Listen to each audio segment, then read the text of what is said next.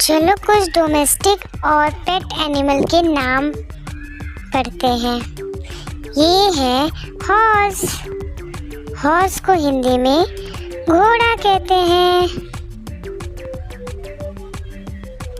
ये है शीप।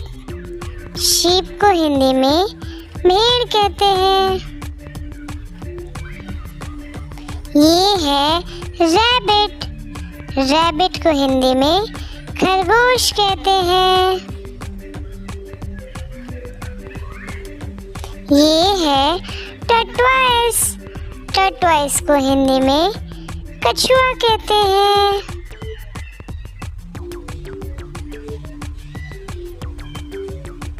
ये है गोट। गोट को हिंदी में बकरी कहते हैं। Thanks for watching. Do like, share and subscribe.